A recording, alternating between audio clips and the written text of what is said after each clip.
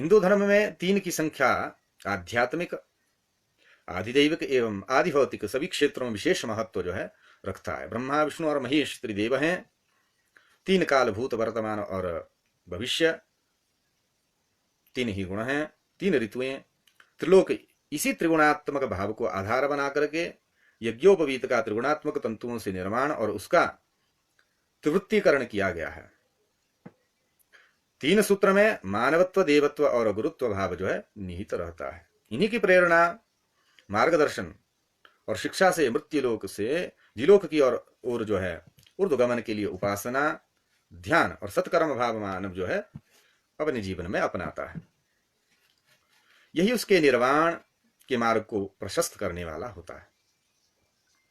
इसी भावना से 3 तारों को महाव्याहृति मंत्रों से ऊपर की ओर उमेटते हुए और 9 तंतुमय सूत्र का निर्माण किया गया है। ये 9 तंतु और 9 देवताओं के आवास स्थान है, जहां उनका विधिपूर्वक आवाहन, पूजन और प्रतिष्ठापन जो है किया जाता है। 9 देवता कौन कौन हुए यदि इस पर विचार करें तो ओंकारो अग्निश्च नागश्च सोम पितृ प्रजापति वायु यमश्च सूर्यश्च सर्वश्च तंतु देवामी नमः। ये जो सामवेद के छांदोग्य परिशिष्ट में ओंकार, अग्नि, नाग, सोम, पितर, प्रजापति, वायु, यम, विश्वे देवो, ये जो है 9 है। इन देवताओं की प्रतिष्ठापना से मानव अपने हृदय में तत्त देवताओं के विशेष गुणों तथा यथा जैसे ब्रह्मलाभ है, तेजस्विता है, धैर्य है, आलाधकत्व है, स्नेह है, प्रजापालन है, शुचित्व है, प्राणत्व है आदि गुणों को धारण करते हुए अनुभव करता है कि मैंने इन गुणों से परिपूर्ण और देवताओं से अधिष्ठित उपवीत को धारण कर लिया है। अब ऐसा नहीं कोई धागा मात्र। और इस प्रकार से विधिवत जनेऊ धारण करने से स्वयं व्यक्ति को अनुभव होगा कि मैं तेजस्वी हूं, धृतिमान हूं, शुद्ध हूं।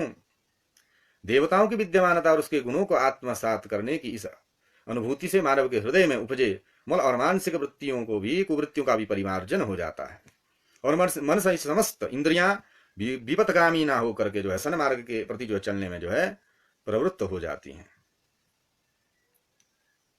यदि इस विधिवत रूप से यदि जनेऊ धारण करेंगे, यदि बाजार इत्यादि से इधर उधर से जनेऊ लेंगे तो वो प्रायश्चित्त ही होगा। इस प्रकार के कोई भी शुद्ध भाव जो है उस द्विज में उसका द्विजत्व ही सिद्ध ना होगा। यह भावना अतिरेक या अतिशयोक्तिपूर्ण नहीं। यदि आपको लग रहा कि यह भावना अतिरेक है, भावना के बल पर आप ऐसा कह रहे हैं, अथवा आप अतिशयोक्ति यज्ञोपवीत के ऊपर कह रहे हैं कि अतिशयोक्ति रूप में जो है यज्ञोपवीत की भूरी भूरी प्रशंसा कर रहे हैं, परंतु ऐसा नहीं है। यह अकाट्य सत्य है, तथ्य है, वैज्ञानिकता है हमारे वैदिक धर्म के विषय में। ऐसा महत्वपूर्ण संस्कार जो है हमारा ये जनेऊ संस्कार वैदिक धर्म का है।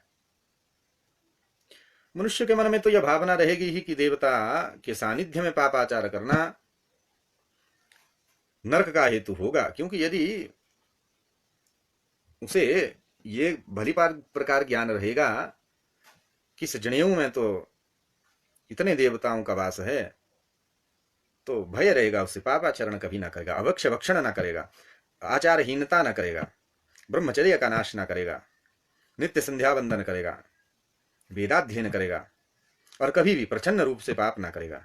कुछ न कुछ भय उसके रहेगा कि इस सूत्र में समस्त देवता विद्यमान रहते हैं।